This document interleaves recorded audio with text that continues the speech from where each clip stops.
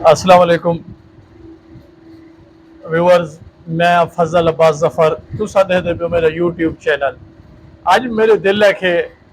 मैं पुराना गाली एक शेयर करा थोड़े नाल। 1900 तकरीबन 95 की गाल है। बेरोजगार हासे ओले पाकिस्तानी चौक मजदूरी मिलती है। तो सारा घर क्यों जो कोट छुटे वाला देहात छा इतो तकरीबन बड़े वेले बंदे को उठना पौंदा नमाज का टाइम। तो नाश्ता रोटी है जी शाम का परूथी रख देंगे हैं। एक रोटी या दो रोटियां परूथा कंदूरी दे विच बज के सवेर नाल बंदा उठता मजदूर वो हाथ जाके वो डीजी खान वेंदा हा मजदूरी वास्ते। इतो वना कोट छुटे तई पैदल तकरीबन कोट छुटा इतो 3 किलोमीटर है 3.5 किलोमीटर। उतो वाला हाईएस या बस ते चढ़ना मिल जा बसान हाईएस कहना होंगे हाईएस थोड़े भला वना डीजी खान पाकिस्तानी चौक है। तो पाकिस्तानी चौक जितना मजदूर होना जिन्हें कोई हद कहना है। कोई एक बंदा जो मोटरसाइकिल ते आवे या साइकिल ते भी आंदे हैं मजदूरों को गिनण वेले। तो वो पीछे एक बंदे को इशारा देंदा हाथ इधर 10 बंदे पुज वेंदे वो आदा मैं को मजदूरी दस वो आदा मैं को मजदूरी दस वो आदा मैं को मजदूरी। इवें मैं भी अपना एक मुलेर है मेरा गुलाम जाफर उहदे कट्ठे गयो मजदूरी दे उते बस कि उतना जिले पहुंचे है उन बंदे की शाबाश है उनकी हिम्मत है और उनका मैं एहसान अज भी मनेना। जो एक बंदा आया हुआ किसी को मजदूर जरूरत है वो आ गया मेरा मुलेर है छोटा मुलेर है एक तुसा खेती वजो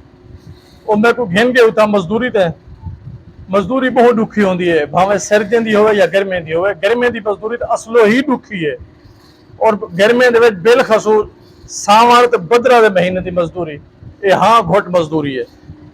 अच्छा सी उथा लगे क्यों से मिस्त्री साहब क्या करे जिले आप सिगरेट बखावन पाए सही कढ़न पाए वो मालिक को खुश करने वास्ते मैं को आजा यार गारे को पतनी देवी चाहे बस असा वो गारे की पतनी आधा घंटा गुम वो पै के सही कट गिंदा बल जो फारिग थी वाला यार गारा नहीं भी आता जाती वो असल मजदूर दे उते वो अपना ए जबर ए जुल्म ए सितम ए नारवार रवैया इन वास्ते रखदा जो मालिक खुश रहा भी मैं मुंह वाला कम वाला हाँ तो मजदूर है जरा निकट हुए। अच्छा सी वो वाकया में को याद आता अज मैं बैठा मैं होटल दे उते ए रोड बनता पे जरा बड़ा बाईपास पे ना ए नेशनल हाईवे डीजी खान तो मुल्तान मुजफ्फरगढ़ तलेरी बाईपास किने इको पटे ने पैन इको तो आपको पता जो क्रेन लगी खड़ी होती वही पट के और ट्रालियां सटंदी है ट्रालियां चेक के वेन अपने काम लेंदन या असल ए पट के तो नाल रख देन वेंदे क्यों जो ये खत्म थी गई होती है ये नकारा होती है इन वास्ते इको पट के साइड से सटे देन वेंदे। तो हुण जो उन्हें को पता लगे होटलें वाले जिन्हें दे होटल दे अगो लान वगैरह जरे ना कच्चे हैं उन्हें ये डिमांड कर दी भी ऐसा को दो उन्हें 1000 रुपए ट्राली पिछो गिनना शुरू कर दिता। उतो वो मशीन नाल भरी जाती है बल मुजफ्फरगढ़ अज जे मैं ट्राजा दी जो ट्राजा ना हन वो गन्ने वाले ट्राले वो उतो भरीज के पंप के उत्ते लाते पैन तकरीबन 1:30 का टाइम आ वो ड्राइवर साहब है जरा वो गाड़ी तो लाए के छां ते आया बेटा पानी पींदा बेटा चाह पींदा बेटा